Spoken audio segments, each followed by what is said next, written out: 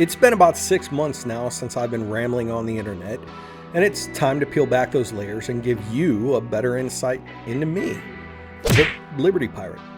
I get accused by the right of being a liberal, a member of the far left elite wokeness.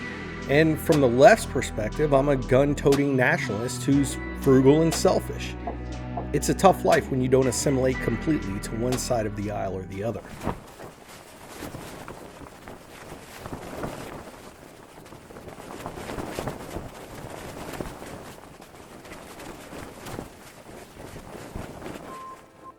There are all kinds of political tests out there. Is there some kind of a cognitive test that I could take?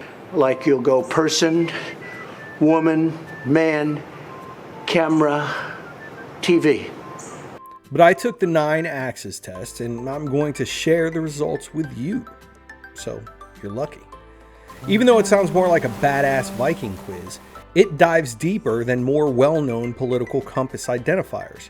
I just finished it, and there are some areas that even surprised me. So here it is.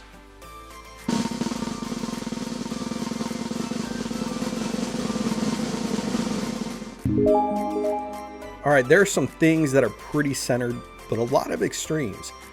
Let's start with the more moderate categories and finish up with the most extreme views.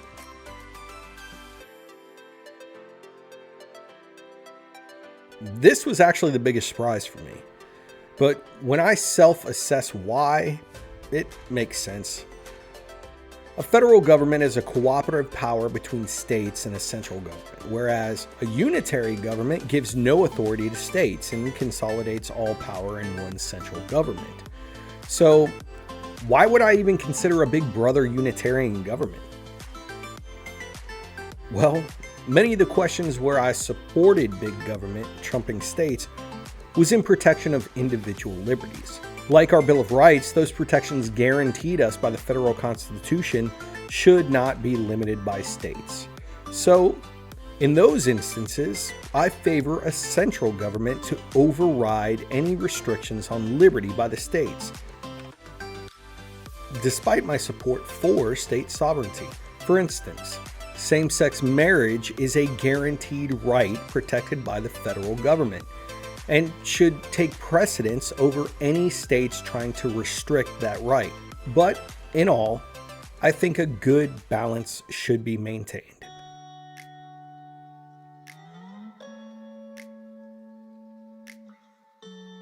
Next, I seem to lean slightly more towards globalism over being an isolationist. And this is true. Like that. So, no. Who dares to boo their own chieftain? I'm really disappointed. You shouldn't boo your own chieftain. That's just child's knowledge. Maintaining national autonomy is important. And I'm not advocating for any one world government. And honestly, I don't think it's feasible, nor would it be beneficial.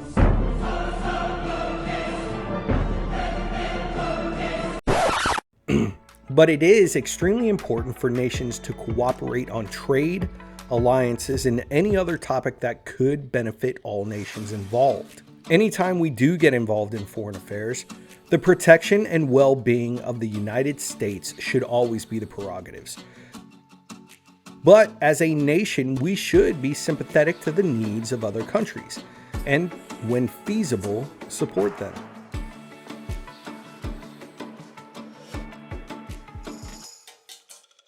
How could I, who served in the Army and then the Navy for over 20 years, who's an advocate for protection of 2A rights, and who supports a strong military, be 63% pacifist? Easy. I take Teddy's quote to heart: speak softly and carry a big stick. Plus, I adhere to NAP, or non-aggression principle, meaning that I don't think force should be the first, second, third, fourth, fifth, whatever. It should be the last resort. Basically, force should only be met with comparable force. Democratic solutions should be the gold standard, but a maintained, fully equipped, and fully trained all-volunteer military is essential to protecting our nation and therefore protecting our liberty. And that is all. Defensive measures only. Not nation building, not global police forcing, and not interfering in internal foreign conflicts.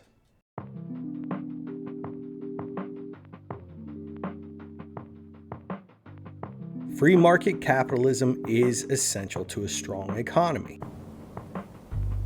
You're goddamn right.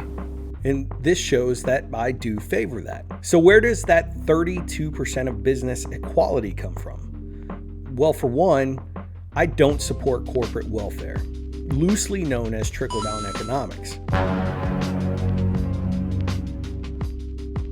Giving special subsidies, grants, and bailouts builds ethical issues between business and government and incentivizes cronyism with our elected officials. I tell a joke about trickle-down economics, but 99% of you wouldn't get it. Okay, seriously. That's where the regulation of business really needs to be put in place, with the lawmakers. Opponents of free market capitalism always tout about the threat of monopolies, but it's regulations and manipulation by lawmakers that crush small businesses' ability to compete with multi-billion-dollar conglomerates. So yeah, free market good, government intervention bad.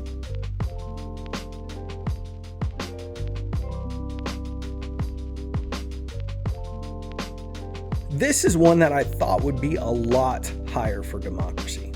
Apparently, I have 27% bootlicker statist in me, and I'm gutted. Hopefully, like my ancestry results, it'll change again in a month.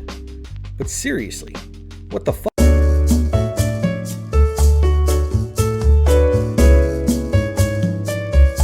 The only thing I could think of were the questions involving representation, and I do think that a direct democratic process could pose more problems than most would think. It would encourage even more tribalism and threaten minority ideologies.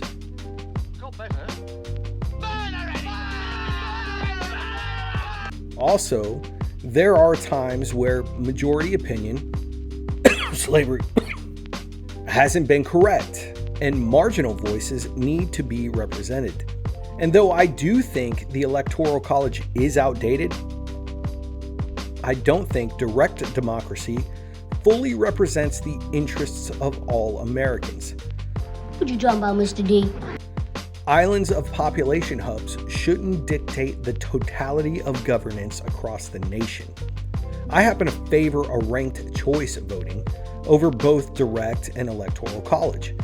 It puts more power in the hands of the people than now, without the threat of mob rule.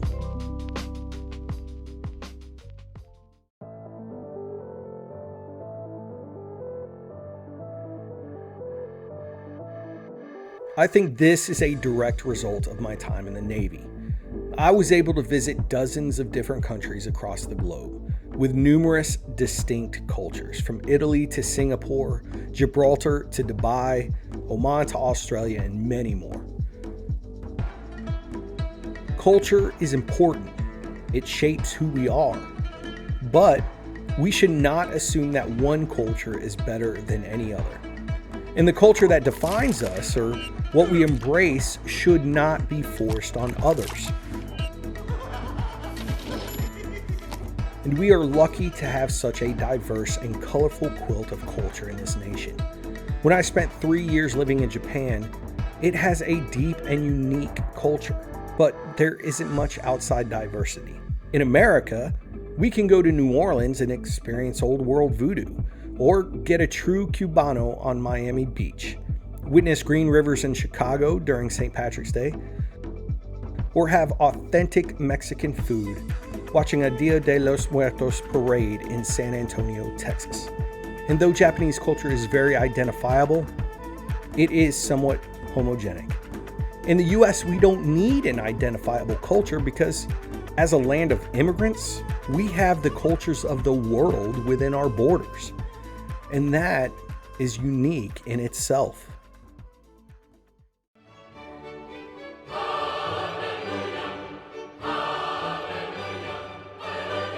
Newsflash, I am an atheist. Are you being serious?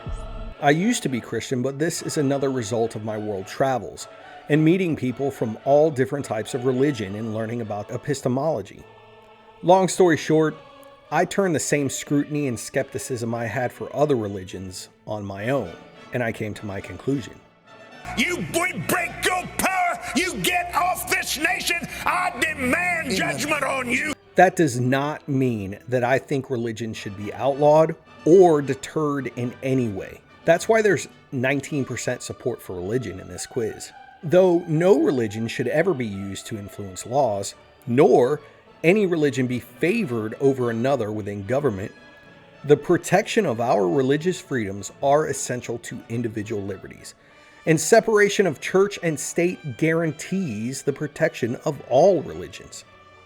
Though I don't believe in a religion, I will staunchly defend anyone's right to do so. Just don't try to use the government to force your beliefs on others.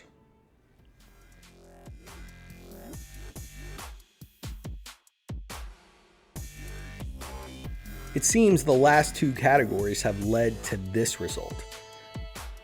Religion and culture are both rooted in tradition, and as a retired Navy chief, customs and tradition, history and heritage are essential to establishing a direct lineage of leadership.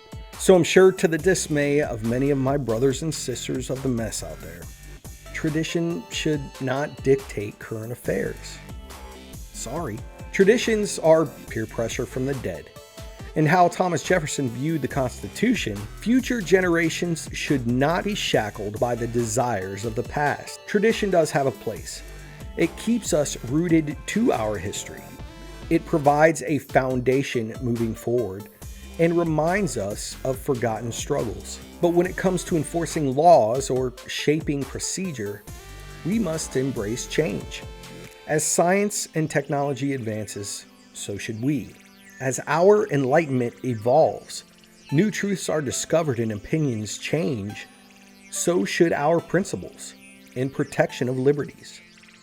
Though shifting too much, too fast is dangerous, and it can be exclusionary, but the only constant is change.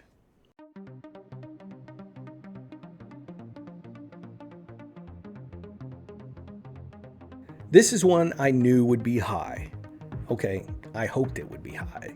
And well, I'm a fanatic of freedom, and this is because I wholeheartedly agree with what Benjamin Franklin said. Those who would give up essential liberty to purchase a little temporary safety deserve neither liberty nor safety. And with things like the Patriot Act, surveillances, stop and release checks, roadblocks, and all of these other workarounds in effort for safety are completely in direct contrast to personal liberty. Maximum freedom and guaranteed individual liberties can sound scary.